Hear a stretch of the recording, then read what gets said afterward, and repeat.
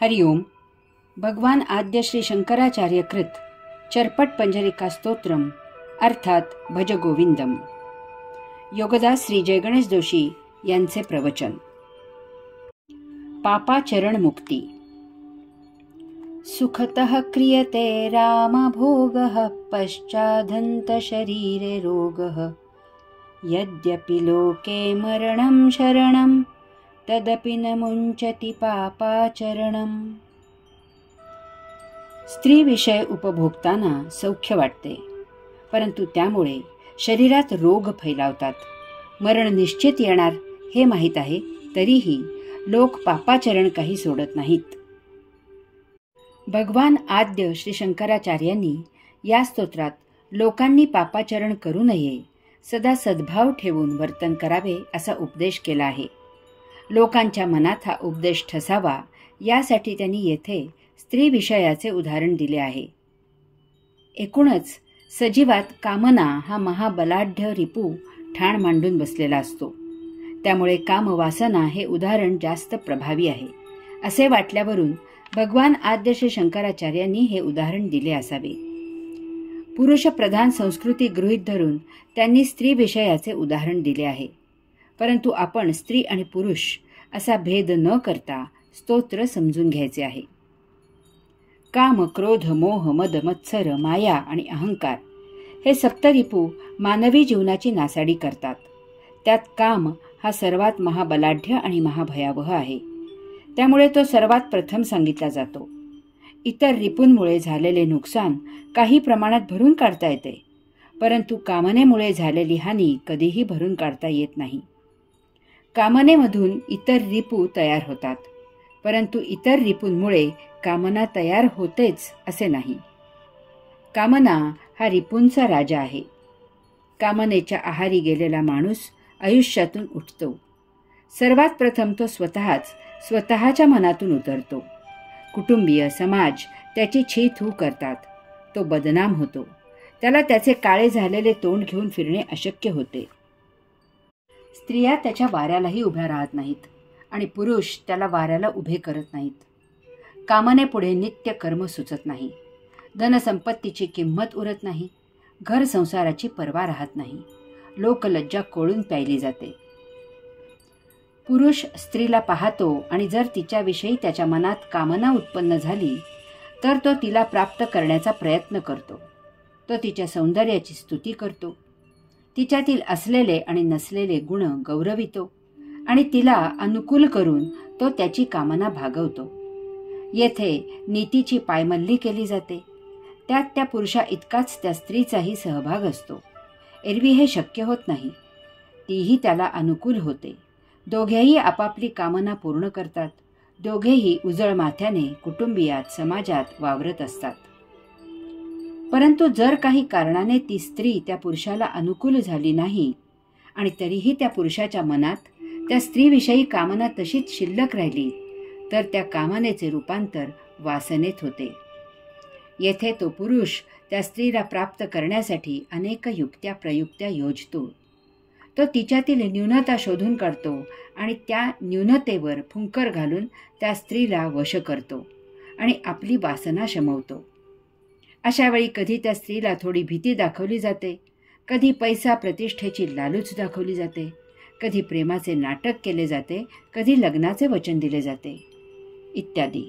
अशा युक्त्या योजून वासना शमवली जाते. यात त्या स्त्रीचाही तितकाच सहभाग असतो. तीही पुरुषाच्या भूलथापांना भुलते, भावना विवश होते, त्याला अप्रत्यक्ष प्रोत्साहन देते. दोघेही उजळ माथ्याने कुटुंबियात, समाजात वावरत असतात.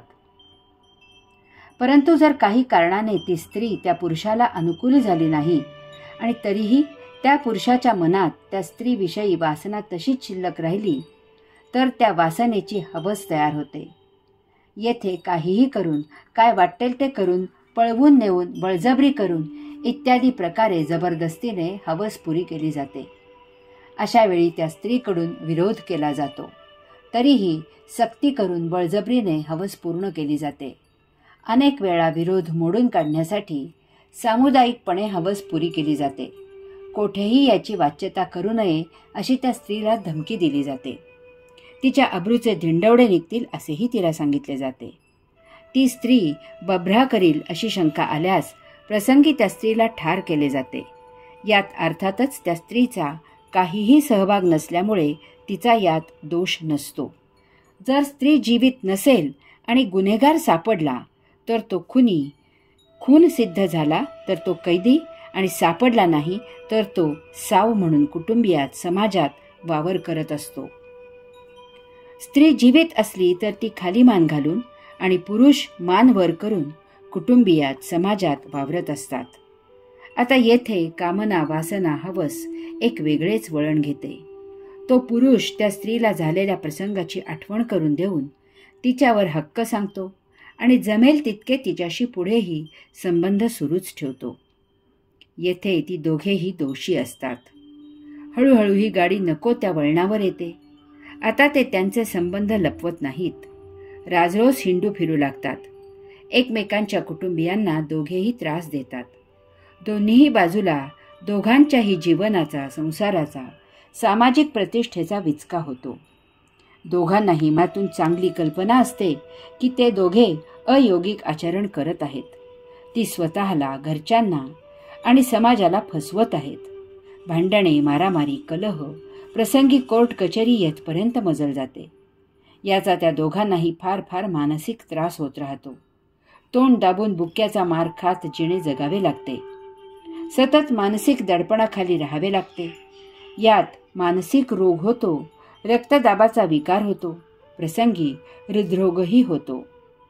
यातच अनेक वेळेला महाभयावह असे शारीरिक गुप्त रोग होतात. एकमेकांच्या जवळीकेत येणारा अडथळा सहन न होऊन दोघेही हैवान होतात आणि अडथळा असणाऱ्याचा खून करण्या इतपत टोकाची कृती केली जाते. हे असे असूनही असे होत असते याची पूर्वकल्पना असूनही, आजूबाजूला घडत असलेली उदाहरणे व्यवस्थित माहीत असूनही, यावर आपापसात साधक बाधक परंतु नकारात्मक चर्चा होत असूनही माणूस काही सुधारायला तयार नाही. अशा घटना घडल्या की त्यावर सडकून टीका टिप्पणी करणारी व्यक्ती स्वतःला तशी संधी आली की विपरीत करणी करते. परस्त्रीकडे पाहून पुरुषाला काय होते आणि परपुरुषाकडे स्त्री आकर्षित का होते याला काहीही उत्तर नाही. येथे तारतम्य, सारासार विवेक, संयम ही नदीन होतात. बुद्धी भ्रष्ट आणि कुचकामी होते. त्या क्षणाला मन महाप्रबळ होते आणि लाजलज्जा सोडून काहीही समजायच्या आधी शरीर कृती करून मोकळे होते. कामना प्रबळ होऊन माणूस असे पापाचरण करतो. तसेच तो इतर रिपूंच्या शमनासाठीही असेच पापाचरण करतो. कामना हे एक उदाहरण म्हणून सविस्तर सांगितले. यावरून इतर रिपू आणि पापाचरण यांचा संबंध ज्याने त्याने समजून घ्यायचा आहे. रिपू उद्भवणे काही थांबत नाही आणि ते थांबवणे माणसाच्या हातीही नाही. कारण माणूस कुटुंबात, समाजात राहत असतो. भौतिक वस्तू जगताच्या गराड्यात प्रत्येकात मन तयार होते आणि ते रिपूंना सतत भरपूर खत पाणी घालते. त्यामुळे रिपू आणि त्यांच्या शमनार्थ पापाचरण असे माणसाच्या आयुष्यात समीकरण तयार होते. याचा अर्थ रिपूंवर नियंत्रण आणण्यासाठी प्रयत्न करण्यापेक्षा पापाचरण थांबले तर रिपूंपासून सुटका नक्की होईल. पापाचरणामुळे माणसाच्या जीवनाचा नाश होतो. पापाचरणामधून सुटका करून घेण्यासाठी एक प्रभावी उपाय म्हणून या स्तोत्रात भगवान आद्य श्री शंकराचार्य मरण आणि पापाचरण यांचा संबंध समजून घ्यायचा उपदेश करत आहेत. त्या योगे माणसाची पापाचरणामधून सुटका व्हावी असा त्यांचा त्यात फार उदात्त असा हेतू आहे. यास्तव आपण जाणून घ्यायचं आहे की मरण आणि पापाचरण यांचा संबंध काय आहे. या दोहोंचा संबंध माणसाला मृत्यूची, पापाचरण आणि मृत्यू यांच्या संबंधांची तसेच मृत्यूच्या पश्चात असलेल्या जीवनाची कल्पना नाही. त्यामुळे तो बिनधास्तपणे न कचरता पापाचरण करतो. जर त्याला मृत्यू, पापाचरण आणि मृत्यू तसेच मृत्यूनंतरच्या जीवनाची जीवन जगत असताना याच जन्मी कल्पना आली तर तो पापाचरण करणे शक्य नाही. माणूस पापाचरण करतो कारण त्याला मृत्यू झाला तरीही सध्या जीवनात केलेल्या पापाचरणाची शिक्षा मृत्यूनंतरही काय आणि कशी भोगावी लागते याची कल्पना नसते. परंतु लक्षात घ्यावे की या जन्मी केलेले पाप कोणी पाहिले नाही, त्यामुळे किंवा कोणी पाहूनही पाहणाऱ्याला ते थांबवणे शक्य झाले नाही.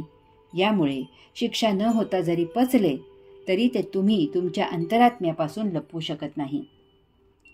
स्वयंभू अंतरात्मा देहाच्या आत सदा उपस्थित असतो. तुम्ही केलेले पाप तुमच्या अंतरात्म्याला चांगले माहीत असते. त्यावेळी देहाच्या आत असल्यामुळे अंतरात्मा जमेल तसे आतून सत्प्रवृत्तीच्या प्रेरणा सतत प्रसवित असतो. अशा पापाचरणाचे वेळी जमेल तितकी द्विधा मनस्थिती निर्माण करून पापापासून परावृत्त करत असतो. जमेल तितकी शिक्षा याच जन्मी देत असतो. परंतु त्यावेळी कामांध होऊन मनाच्या आणि देहाच्या आहारी जाऊन माणूस त्याकडे दुर्लक्ष करतो आणि रिपुशमनार्थ बेदिक्कत पाप करतो. याचे मूलभूत कारण असे आहे की देहादी इंद्रियांच्या आहारी जाऊन माणूस स्वतःला देह मन असेच समजू लागतो. ही त्याने देहादी इंद्रियांच्या भोगापवर्गतेमुळे स्वतःची करून घेतलेली मिथ्या आणि भ्रामक ओळख असते. त्यात तो स्वतःची अंतरात्मा ही सत्य ओळख विसरून जातो. स्वतःची अंतरात्मा ही ओळख त्याने दिलेल्या सत्प्रवृत्तीच्या प्रेरणा, पापाचरणाच्या वेळी त्याने निर्माण केलेली द्विधा मनस्थिती, पापाचरणाबद्दल त्याने वेळोवेळी दिलेली शिक्षा इत्यादी हे सर्व समजण्यासाठी प्रत्येकाने स्वतःच्याच मनाशी शांतपणे विचार करावा की हातून काही चूक झाली की मन स्वस्थ का राहत नाही? केलेले पाप सतत मनात का येत राहते?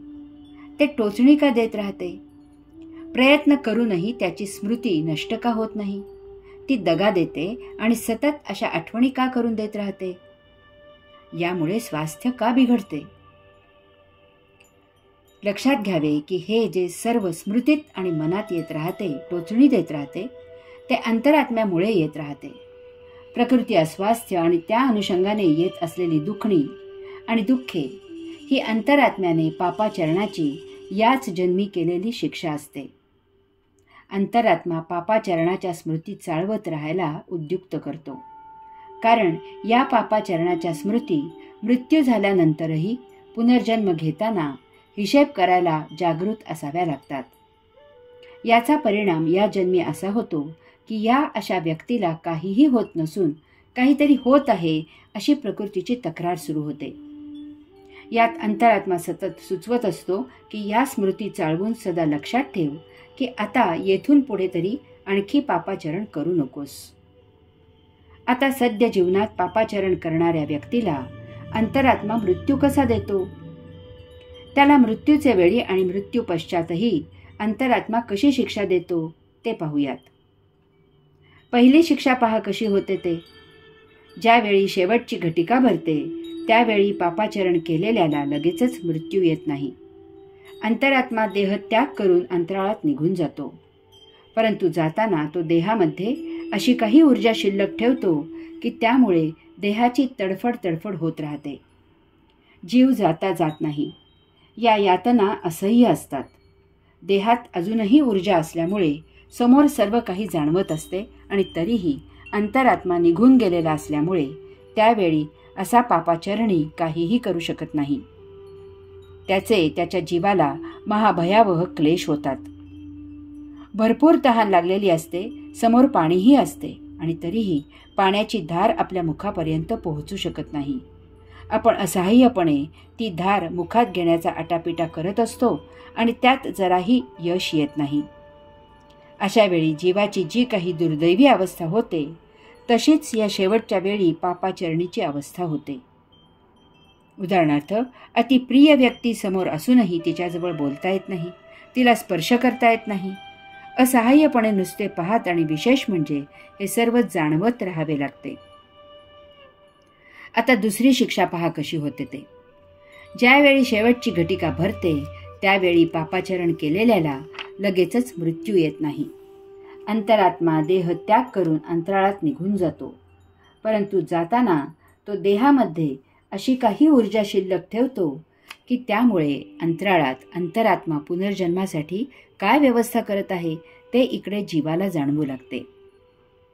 पापाचरण केलेल्याच्या पुनर्जन्मासाठी अंतरात्मा अधोगतीला यात्रा करू लागतो, कारण त्याला त्या पापी संचितासाठी शिक्षा करण्यासाठी योग्य अशी जागा शोधायची असते.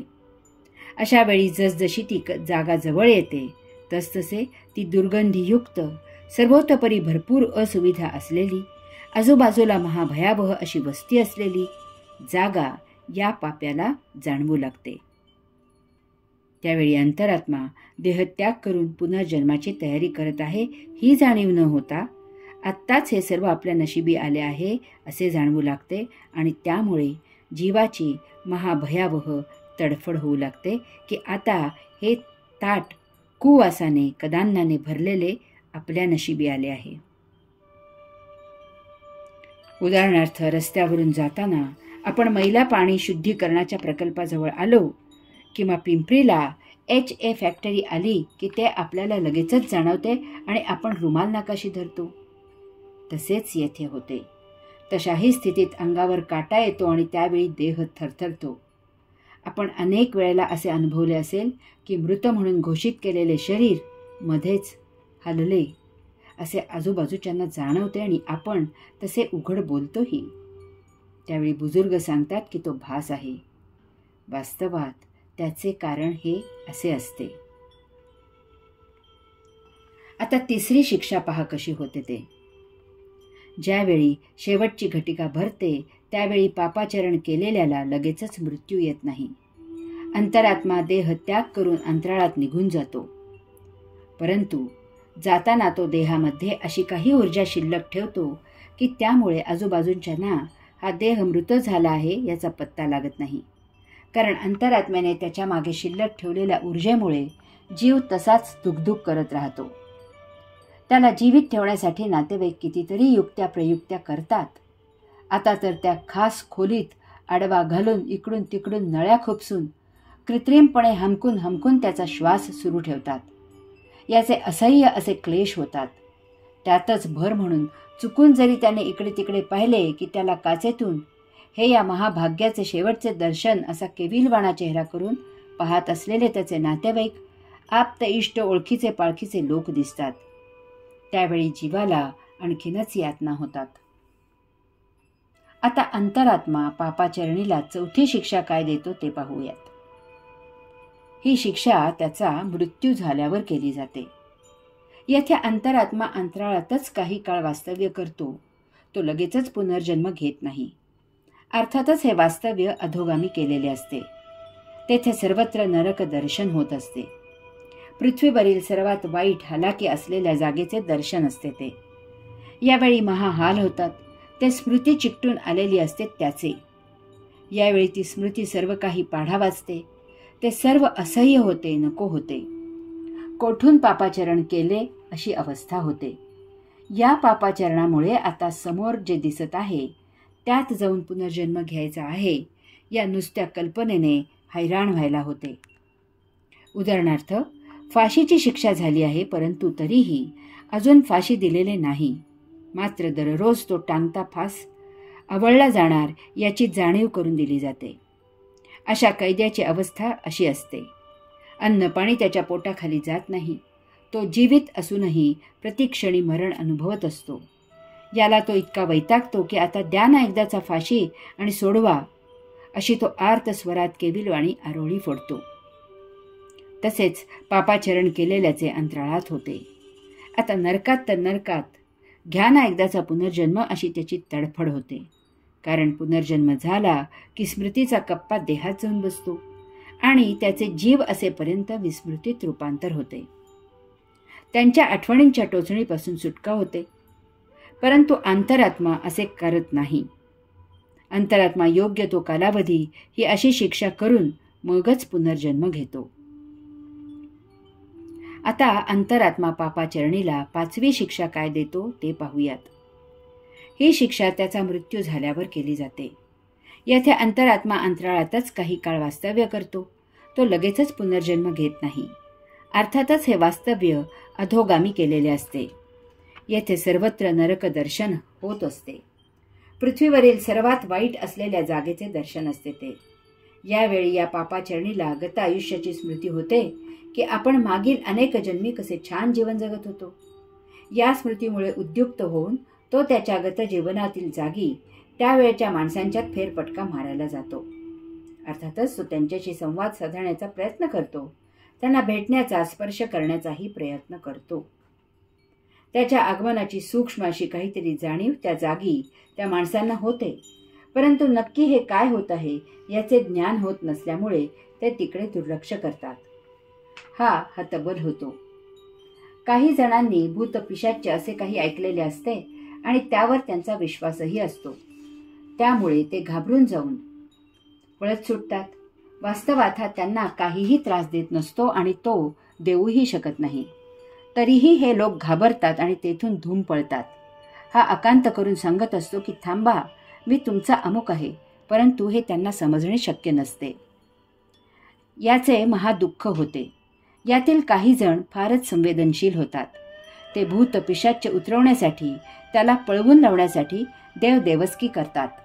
त्या देवदेवस्कीला घाबरून नव्हे, कारण यावर कोणी काही इलाज करू शकत नाही, परंतु आपलाच माणूस आपल्याला पळवून लावायला काही उपाय करत आहे हे पाहून विषण्ण होऊन त्याला तेथून निघून जाण्याव्यतिरिक्त अन्य काहीही मार्ग नसतो. याचे महादुःख होते. आता अंतरात्मा पापाचरणीला 6वी शिक्षा काय देतो ते पाहूया. ही शिक्षा त्याचा मृत्यू झाल्यावर केली जाते. अशा पापाचरण्याला अंतरात्मा 18 विश्वे दारिद्र्य असलेल्या मातापित्यांच्या पोटी जन्म घालतो. त्याला एक पैशासाठी जीव टाकावा लागतो.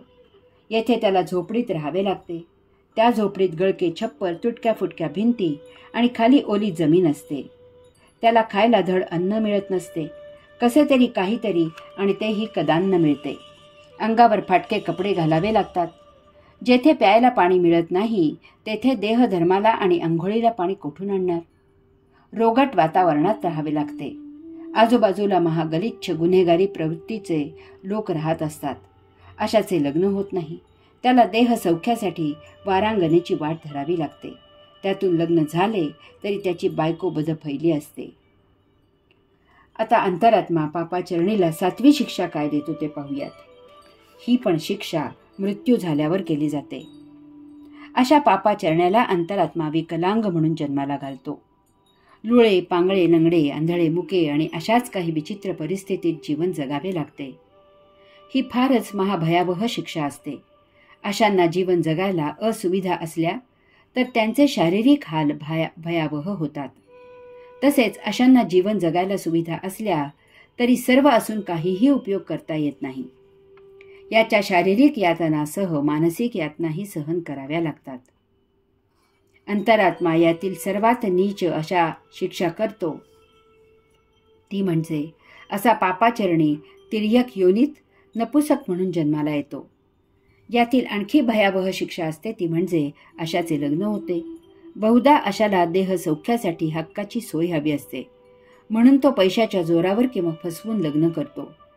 कोणी चलाख स्त्री जाणून बुजून अशाशी लग्न करते आणि हा असा असल्यामुळे त्याची पत्नी त्याच्या पैशाचा उपयोग करून सर्व छान चोखी हौस मजा करते आणि त्याच्या डोळ्यासमोर राजरोस परपुरुषाशी देहसंबंध ठेवते. हे सर्व जरी असे असले तरीही अंतरात्म्याला त्याची काळजी असते. त्याला त्याने केलेल्या प्रमादांची शिक्षा करणे एवढाच त्यात मर्यादित हेतू असतो. यामधून त्याला बाहेर काढायला अंतरात्मा मदत करतो. जर अशाने आपले प्रारब्ध जाणले आणि प्राप्त झालेली परिस्थिती स्वखुशीने स्वीकारली आणि जे आहे त्यात मोठ्या समाधानाने तो जीवन जगू लागला तर अंतरात्मा अशाला सर्वतोपरी मदत करतो. अंतरात्मा त्याला हळूहळू सर्व सुविधा उपलब्ध करून देतो. अशा सुविधांनी न माजता, त्याचा अहंकार न करता, प्राप्त सुविधांचा दुरुपयोग करून प्रमाद न करता ही परमात्म्याची कृपा आहे हे ओळखून जो जीवन जगू लागतो त्याला अंतरात्मा यामधून बाहेर यायला आणखी सुविधा निर्माण करून देतो. आपण पाहतो की अशा प्रतिकूल परिस्थितीत जगत असलेल्या विद्यार्थी किंवा विद्यार्थिनी उच्च शिक्षित होते. एखादा उत्तम व्यवसाय करू लागतो. एखादा सुप्रसिद्ध कलाकार होतो. कोणी यशस्वी राजकारणी होतो. ही आणि अशी अनेक उदाहरणे आपण पाहतो. भगवान आद्य श्री शंकराचार्यांना सांगायचे आहे की हे सर्व ध्यानात घ्यावे आणि मुळातच पापाचरण करू नये. प्रत्येकाची परिस्थिती हे ज्याचे त्याचे प्रारब्ध असते. त्यामधून कमळ फुलवता येते. आपण 1 पाऊल पुढे टाकावे. अंतरात्मा 4 पावले पुढे येऊन सर्वतोपरी मदत करतो. देहाच्या आतील तो न्यायाधीश सतत लक्षात ठेवावा. आपले आचरण निष्कलंक असावे. परमात्म्याने आपल्याला आपल्या गरजेपेक्षा जास्त दिले आहे.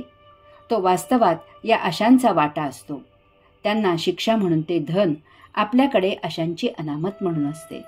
ते गरजूंना उपयोगी व्हावे अशासाठीच दिलेले असते. हे वेळीच ओळखून ते सत्पात्री व्यय करून अंतरात्म्याच्या सेवेत सहभागी असावे. म्हणजे तुम्ही परमात्म्याच्या दरबारी अनामत धन ठेवायच्या लायकीचे होता. तुमचे वैभव वाढत जाते. त्याच्या बदल्यात तुम्हाला परमात्म्याची सेवा करायला मिळते. हा तुमचा महाफायदा असतो.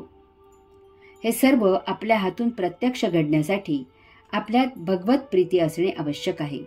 एरवी हे शक्य नाही. भगवत प्रीती अशी ठरवून एका दिवसात निर्माण होत नाही. त्यासाठी योगेश्वराचा ध्यास घ्यावा लागतो. नुसते बुद्धीने, मनाने, विचाराने पटून उपयोग होत नाही. त्यासाठी अध्यात्म अंगी मुरावे लागते. यास्तव भगवान आद्य श्री शंकराचार्य सांगतात की गोविंदाचे भजन कर, भगवंत श्रीचे भजनी लाग, भगवंत श्रींचे चरणी सेवेला रुजू हो. यासाठी सत्संगाला अन्य पर्याय नाही. ओम तत्सत त्वम असि.